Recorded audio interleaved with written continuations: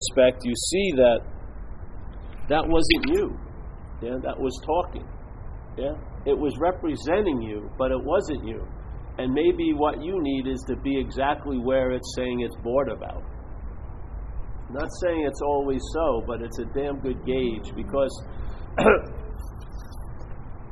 just like the mental dis-ease of selfing, and alcoholism is a fix to that, Alcoholism takes the acoustic guitar of self-centeredness and amplifies it, plays it, gives it more screechy notes and more seriousness. But that thought system is there to reinforce the sense of self. Yeah. So when it's speaking, if you're aligned with it, you think it's giving you it's stating a clear condition that where you're at, and that should motivate you to move. I'm bored, and then go. Yes, but it's a good, healthy bit of suspicion about how authentic that view is important, because you're basically nothing really. You're just seeing, and then the mental state says it's bored. Yeah, about what's going on. But to be aligned with that mental state is a chancy, dicey move, because it may be taking you away from the exact place where the invitation that's offered to you is. Yes?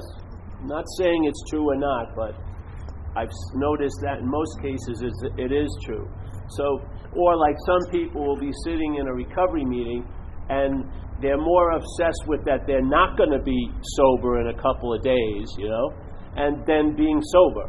There's not a recognition of the basic condition, which is they're not drinking right at that moment. They're obsessed with that they're going to be drinking, or they were drinking, and therefore they'll always be drinking. Yes?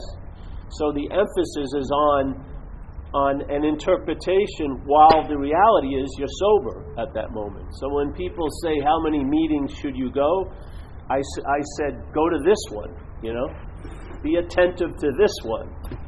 This right now. Because, in fact, that's basically a gauge that you can sort of set your course on, in a way.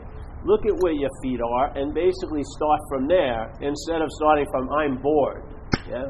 Because obviously there's maybe boredom, but why are you so aligned with that you're the one that's bored? I don't believe there is anyone. So sometimes that will come up and I'll leave. Other times it'll come up and I won't leave. Yeah? It's how you read it. Sometimes you're bored about something that's inconsequential, turn the page, or leave the site or whatever you're doing. But then if it's talking about what sustains a way of life for you, then I would give it a little more concern. Look at it and see, am I that? Ask that question. Who is it that's bored? Yeah? Don't even go at the boredom, because that's all it wants you to do, is state the fact that you're bored, which is not a fact. It's just a passing idea, a feeling. Yeah? So, but then it becomes a fact, and then you have a debate. Well, what should I do? I'm really bored. So the bored becomes a fact, I'm bored, so now what should I do? But the fact is, the bored isn't a fact. It's made up. That's what it loves to do. It wants to establish a lie as the fact, and then it debates it. Well, what should I do now that I'm bored? Should I leave here? That could affect my program and this and that. And suddenly the boredom becomes the center of the whole debate. And it's not true. It's just an idea. I'm bored. You know what I mean? I'm happy. I'm feeling great. All these... The point is what's behind it? Who is it that's bored?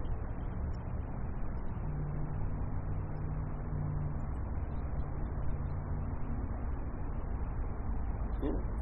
Use whatever, like if you're, I'm obsessing about next week, and then everyone comes over, let's tell you, there's no need, next week will be fine, you got enough money, blah. It's imaginary next week.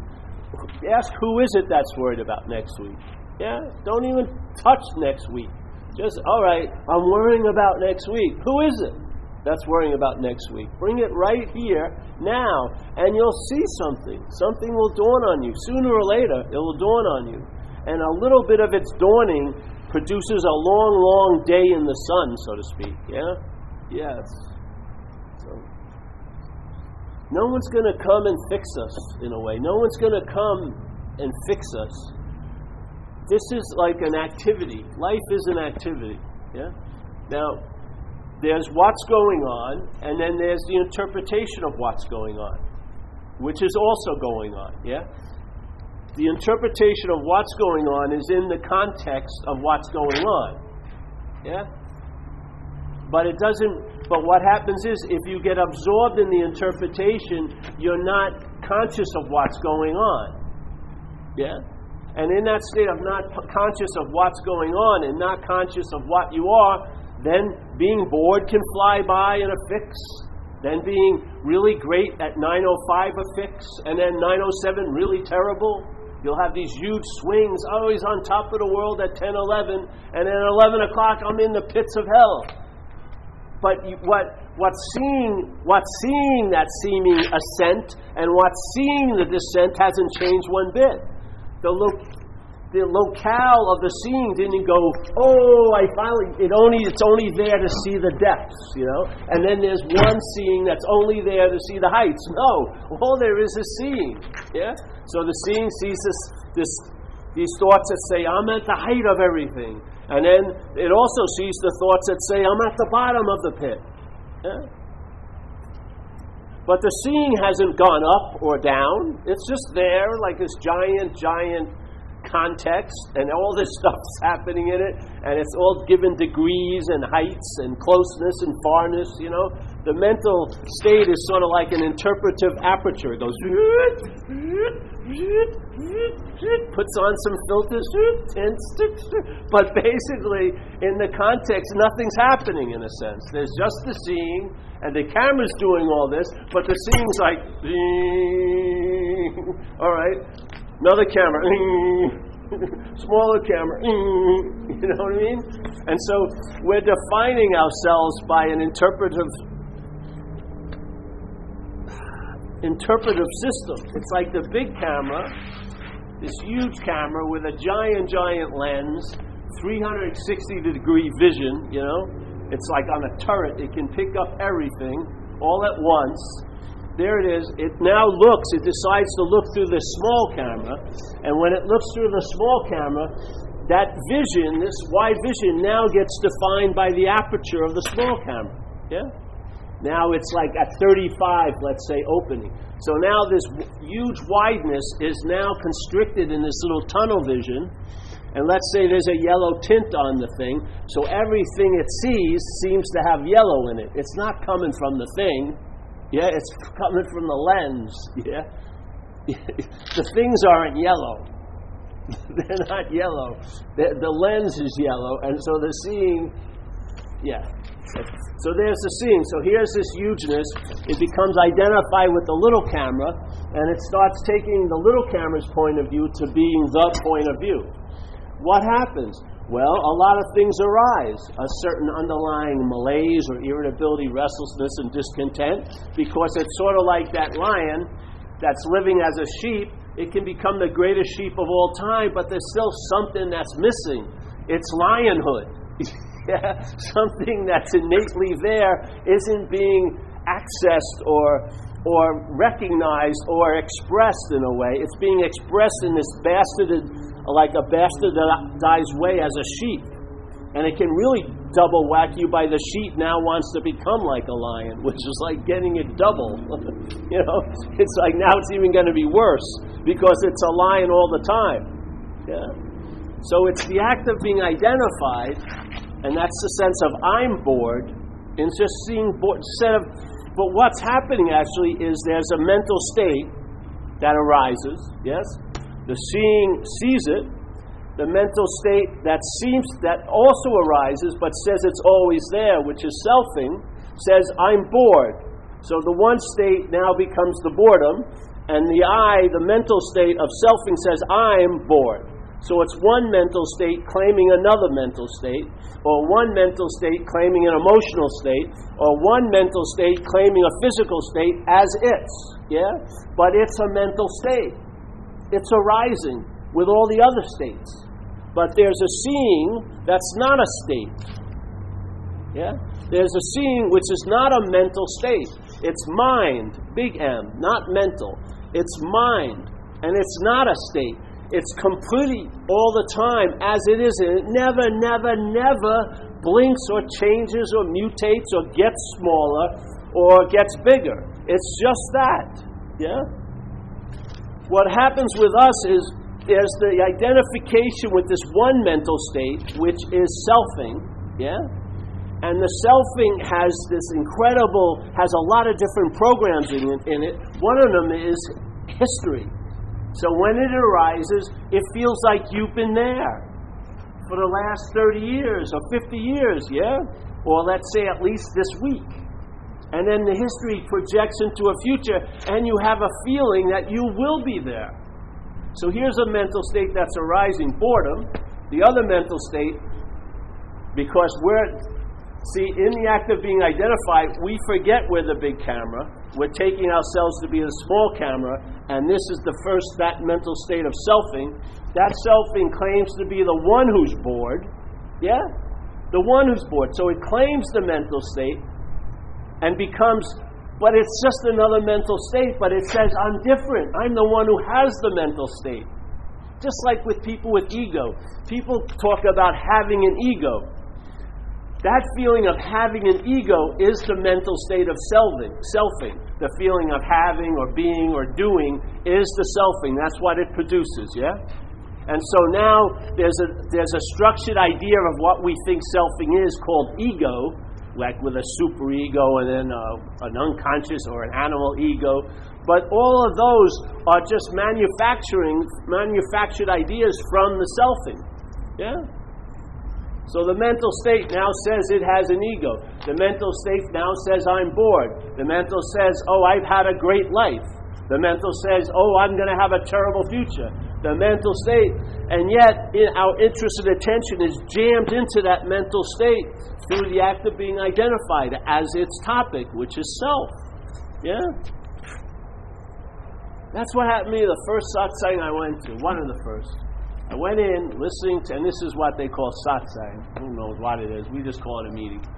But I was in there, and the lady was speaking, and it triggered something, and I put my hand up, I said, wow, I came in here, and I was sitting here and coming in before, observing mental and emotional states arising, yes? But there was a sense that I was the one who was seeing those emotional mental states. But now I just realized that's a mental state. The feeling of being the one who's seeing them. Exactly. That's it. And so what happened is, my aperture opened up. Yeah, the big camera got to be big camera. Boom, boom, boom, boom. And then the identification of self produced the sense of being the small camera, and I'd have an event again. And after about 8 of them, realizing I kept claiming a mental state to being the state of being, it dawned on me, I'm not that. I didn't have to have any more experiences of it. I got it. Eight samples, my mind got the principle, went, yeah? Whatever is claiming to be ain't me. That's not what I am. It's a mental state. The feeling of being Paul is contrived. It's not true. It's been bastardized. It's been hijacked. It's been made into a mental state. Yeah? I don't need any more examples of it. I got about 8 of them. So all the time I'd be there. More stuff was being seen, but there was a sense I was the one that was seeing it. That I was a mental state. Yeah? Camera would always go like this, and then after a while the camera goes like this. And then what you thought was behind the camera is in front of the camera. Never, never to be taken to be behind the camera again. It keeps assuming it's behind the camera, but now you know better. It doesn't mean it's not gonna shut up like a little humble mouse. It's gonna keep its program is running. Yeah? Its program is running that I'm the one that was here before this mental state arose. I've never arisen. I've been here. I just seem to be in a body for this period of time, but at one point I'm taken off, and then I'll find another body, and I'll be constantly here. Yeah? No, you're not. You're like a voice box on a little doll. When I worked in a sex shop, when I was younger. The Pink Pussycat Boutique, Fort Lauderdale, Florida.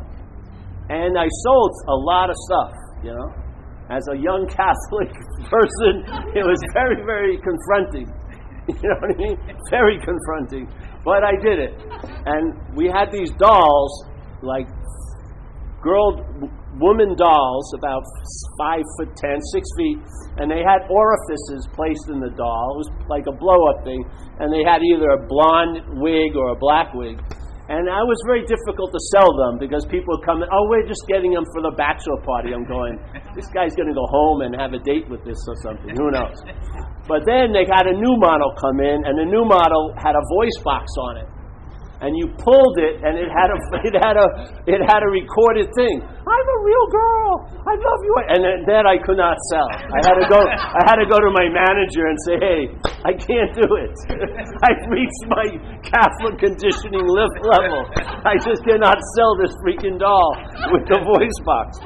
Yeah, that's what it's like. We think it sounds like us. Yeah. Oh, it's me talking. Me have just pontificated after incredible objective study that I'm bored. It finally came in after 20 hours of research. No, it just made it up. It made it up. And the only thing that gives it any relevance is your believing it.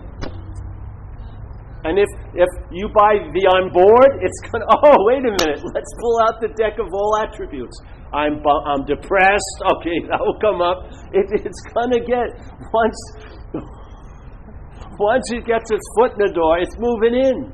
You're going to be moved over, it's going to take your remote from you, and it's going to watch this movie as it wants to see it.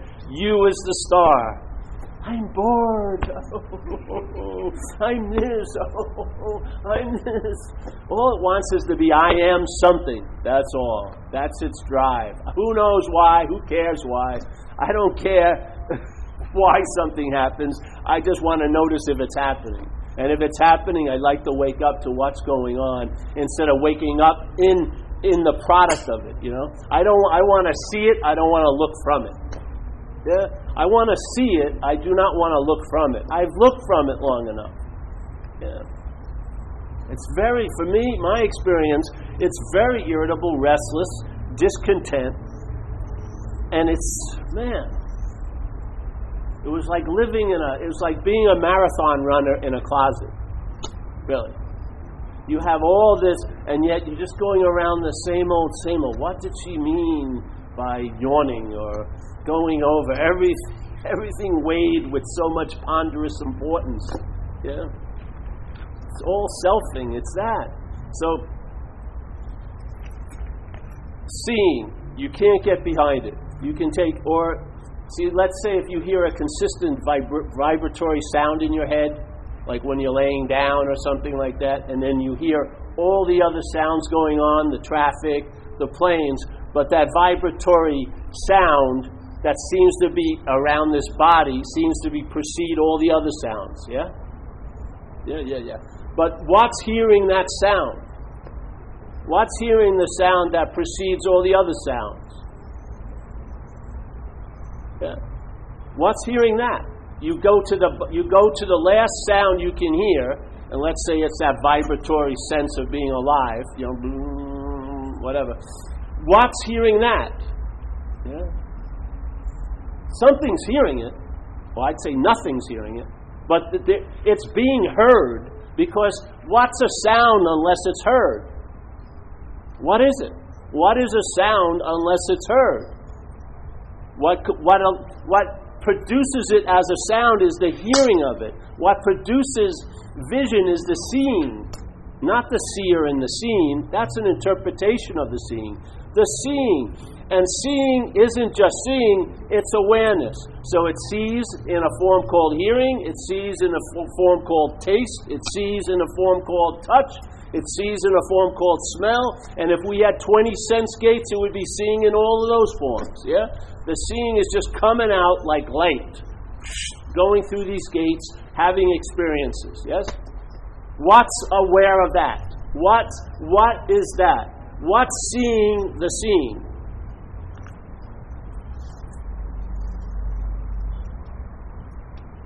If you follow it back, you are like square number 5. You're not even close to square 0.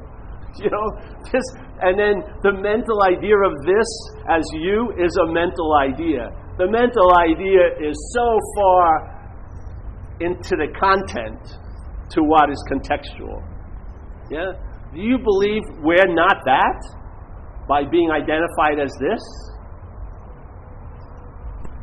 Yet that is all that's being expressed every moment, the seeing.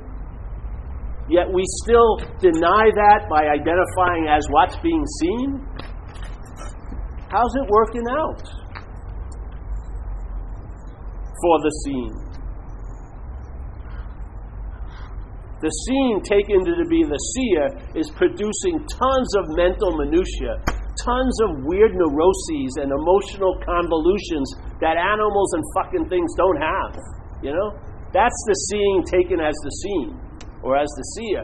But the seeing itself is clear like the open sky of a beautiful day. All this stuff is just appearing in it. Like this cloud, I'm bored. Yeah. But the boredom is being affected by situations and circumstances. It's eroding just by its movement. And yet, it's not affecting the sky. The sky never turns into boredom, does it? I'm depressed doesn't make the sky depressed. When it rains, the sky doesn't get wet. When a bird shit, it doesn't land on the sky. Why do you think that example in old Buddhism has been used for? Because it mimics, or it gives you a pale idea of what mind is like. What mind is like. Not what mentality is like, but what mind is like. So I don't know if you're bored or not. And you don't either, really. You know, and I bet you're not now. There you go. I mean, it's like, I'm bored, then you got to take the claim off, I'm this, I'm that. To get this reflection of being I am, I've got to be a lot of fucking things every day. You know, I've got to keep, it's like the flag is like a full-length mirror. I got to I'm bored, and I always, there I am, bored. I was bored, and then, there's a fear I will be bored. So it's like the full-length mirror triggers a movie. I was, and I will be. Okay, I'm totally awake now. I wasn't awake, then I did something.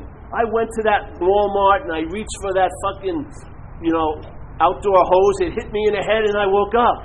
And now, I hope I'll be awake from now on. So every time there's the identification as, the mirror produces a video. We just go off. The mental state just goes, I was there. I'll be somewhere else. Let me imagine what that there will be. What will it be like to be awake? In my mental idea, everyone will notice. Doors will open for me. I'll be wearing slippers the rest of my life. Yoga outfits. Eating grapes just picked by some nubile lady. It's just be wonderful. No, you may have to go to work the next day because you are awake. The mental idea keeps giving you the mental take.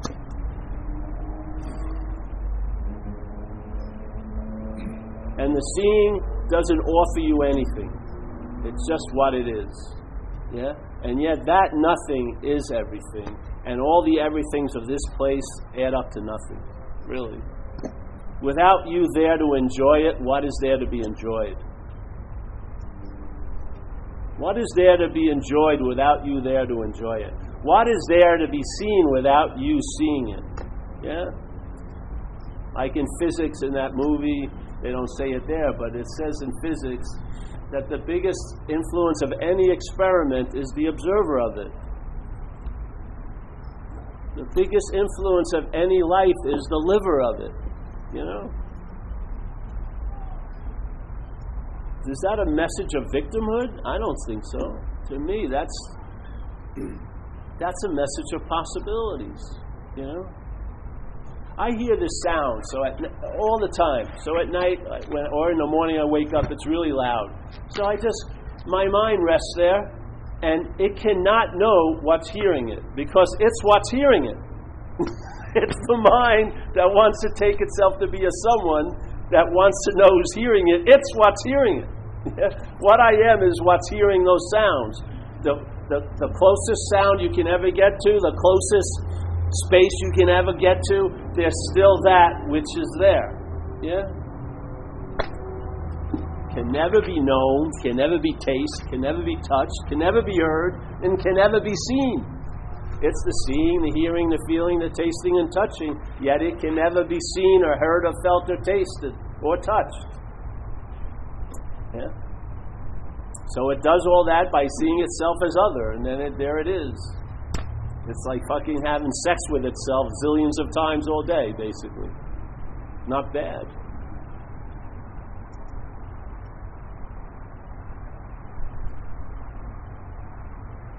Oh, I almost had you. You almost went out. The meeting's ending when he goes to sleep. That's my gauge.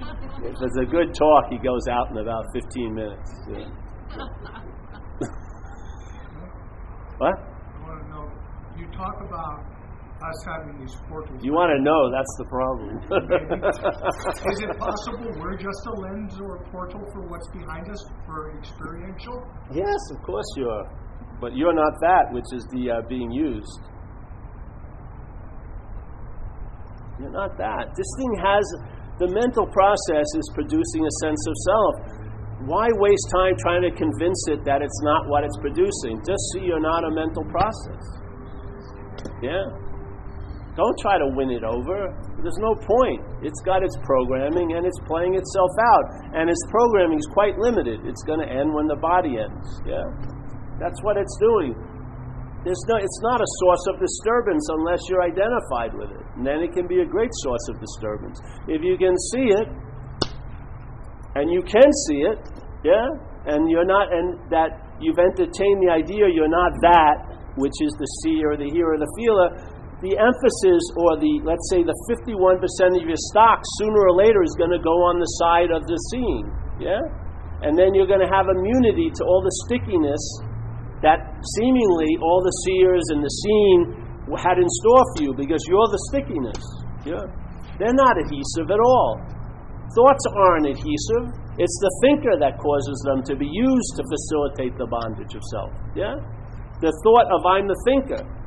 Yeah? Question that. If you're not that, you'll lose interest in the thoughts, and you know what? They'll seem to lose power over you. And sooner or later you'll make the connection. It's the interest, my interest, that's driving their effect.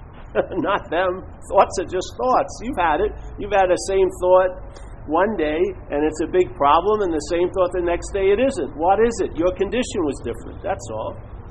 The thoughts, its whack or its power is based on you. Everything is based on you. Everything is based on mind. We want it to be based on this body. We want it to be based on them. We want it to be based on this world. We want it to be based in time. But everything is based on us. Yeah? Not us as Paul and Mary and Sue, but as us as what we are.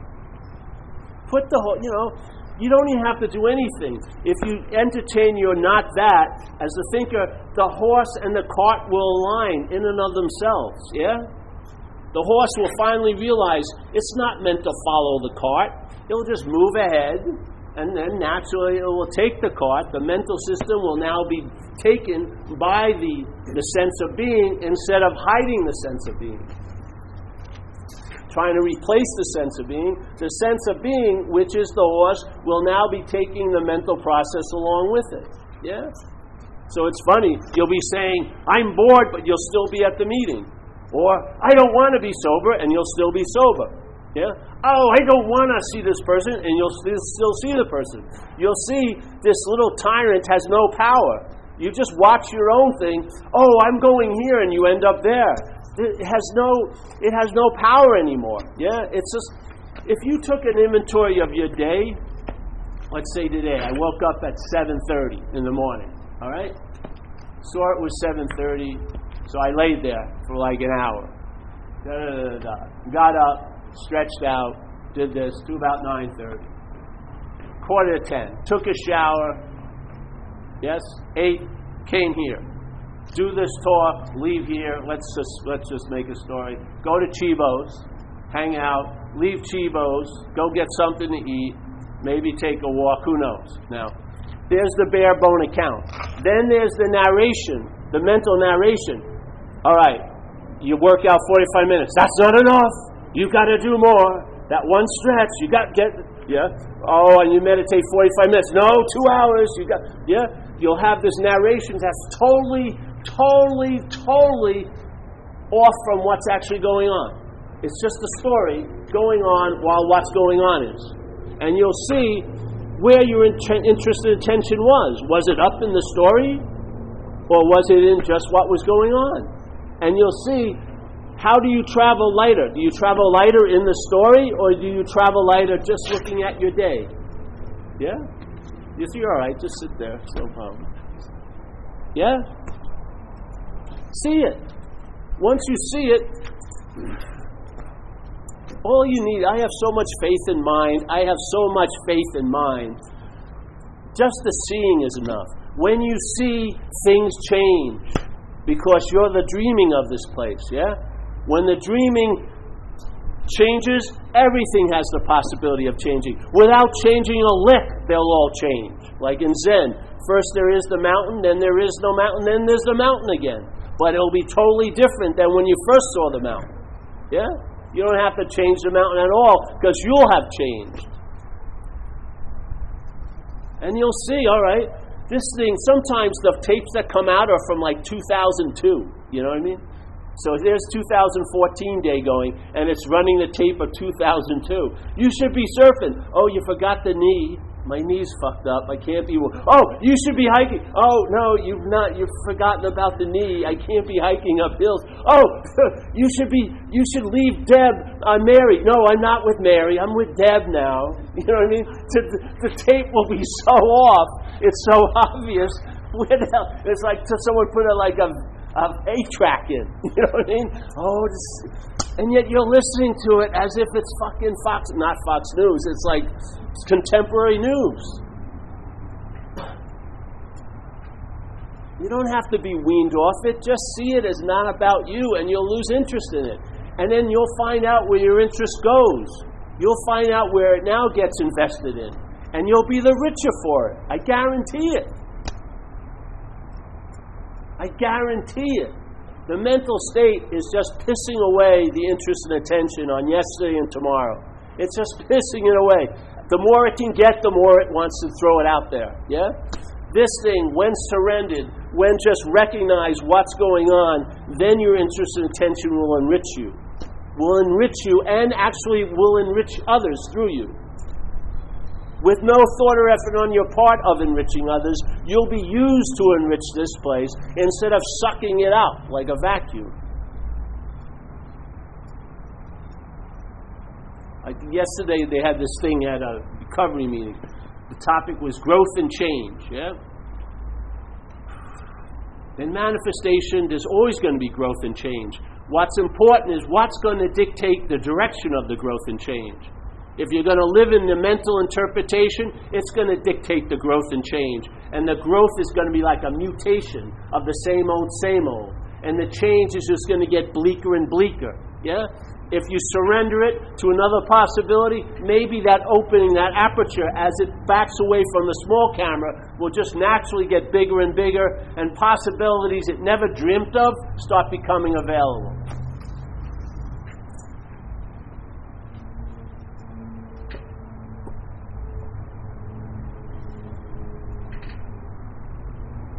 If something's taking you over, if a parasite is taking you over, the only relief you're ever going to get is by seeing it's not you. That's the only way. If you keep thinking it's you, you're going to be beholden to its ideas, and its ideas are fucking your life up. And they're going to keep doing it until that's broken, or somehow you see that it's not you. Yeah? Once I saw alcoholism as a foreign installment, the next thing my mind entertained was I can be free from it. Just like that. Yet I was in that condition seemingly, and for 20 years, the only way I could entertain being free is as it, as the self. And the freedom lies in from the self. Your inherent state is free.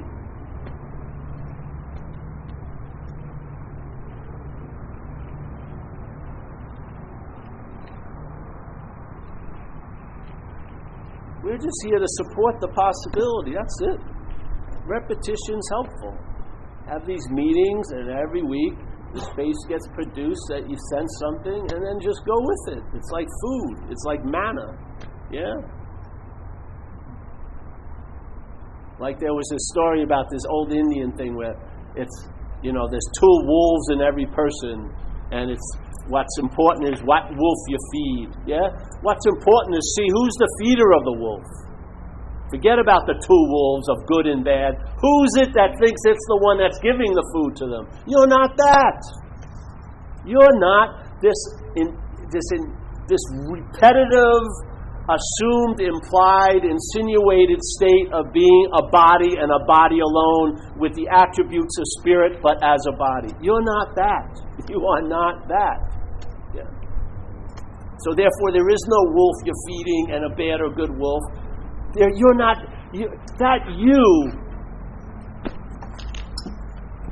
God, knower of God. There you are again. Realization, realizer. There you are again. Epiphany haver. There you are again. Or an epiphany, whatever you'd say. You know what I mean? It's always writing a story that there's someone there that has all of this. Or doesn't have all of this. There's no one who has or hasn't anything. Yeah?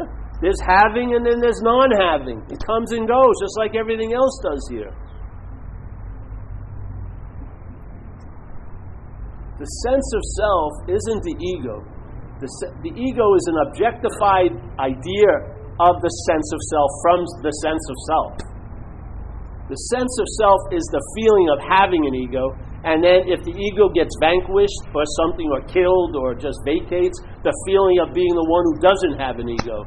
That feeling of being the one is the sense of self. That's the bonding.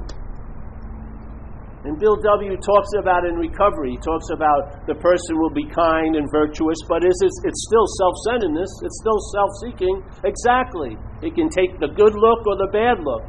But what is it? What's having the good and or the bad look? That's the bondage of self. The sense of being the reference point. Constantly everything referring back to this as the reference point. That's the bondage of self. Not what point is being referenced, but that. Yeah? The feeling of being the someone who is bored. The feeling of being someone who isn't bored. Yeah?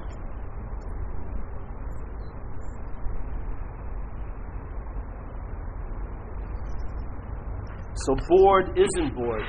But there's this false constant of the one who is bored and then the one who isn't bored. Who is that one?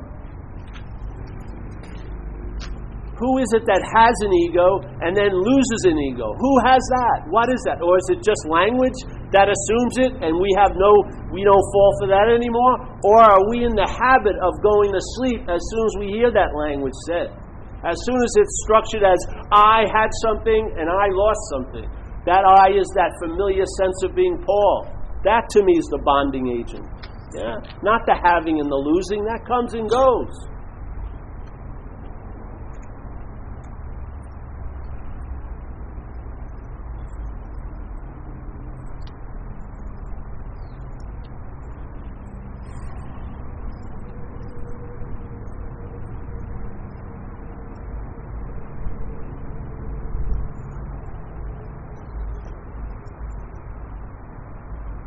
Any questions today?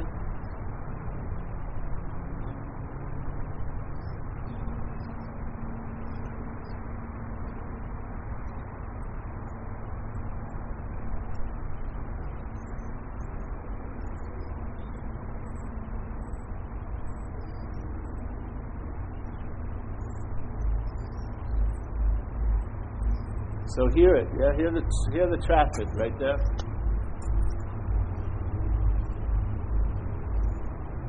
So the mental state arises, I'm the one who's hearing the traffic, yeah? But you saw that mental state. You see those You say, you see the words that are stating its presence, but you see those words, yeah?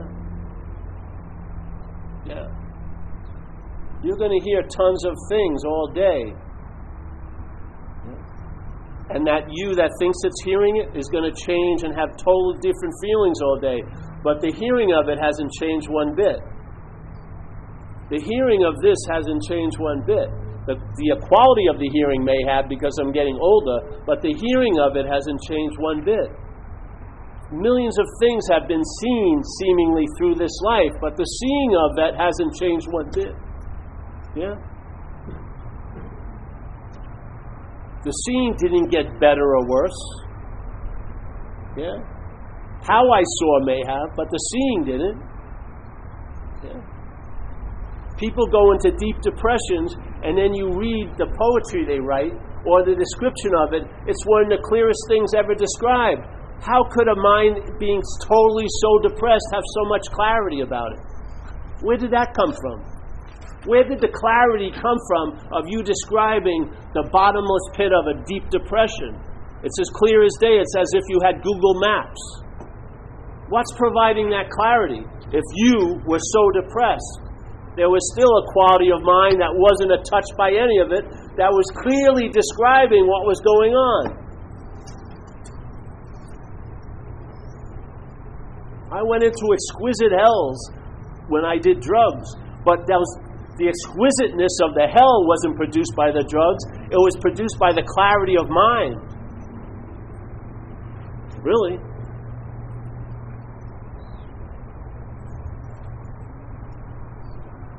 Why try to use it as a tool and realize you're a tool? You're a vehicle of expression. This apparatus. You're not the expressor. So that's it.